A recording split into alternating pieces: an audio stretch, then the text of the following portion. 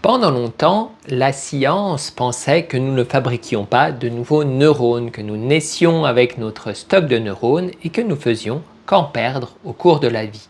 Depuis maintenant pas mal d'années, on sait qu'on continue, même en étant adulte, à fabriquer des nouveaux neurones. C'est ce qu'on appelle de la neurogénèse.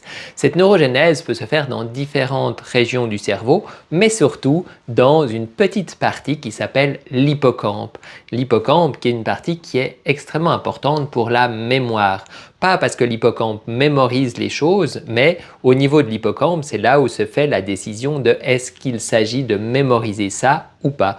Et donc, on voit bien qu'il y a un lien aussi entre la mémoire et la neurogénèse, la création de nouveaux neurones.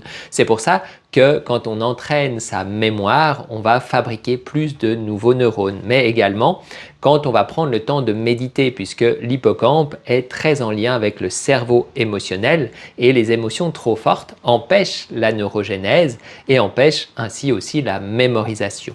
Par contre, pour mémoriser, on a besoin d'émotions. C'est pour ça qu'on se souvient bien mieux de ce qui nous a touchés émotionnellement, que ce soit en bien ou en mal. Si je vis un traumatisme qui me touche émotionnellement, je vais l'enregistrer très bien. Même si ce n'est que inconsciemment, je m'en souviendrai. Et c'est pour ça que des gens traumatisés, des fois, peuvent expliquer 20 ans après encore précisément ce qui s'est passé. Mais aussi tout ce qui va me toucher positivement. Par exemple, un épisode très heureux comme la naissance d'un enfant. Souvent, on s'en souviendra très bien puisque ça nous aura touché émotionnellement très fort. Par contre, qu'est-ce qui s'est passé hier matin si ça ne nous avait pas touché émotionnellement? Souvent, on ne s'en souviendra pas.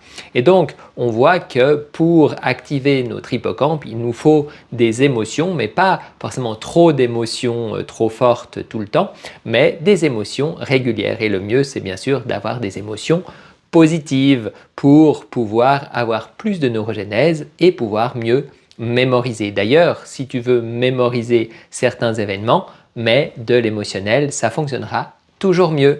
À bientôt!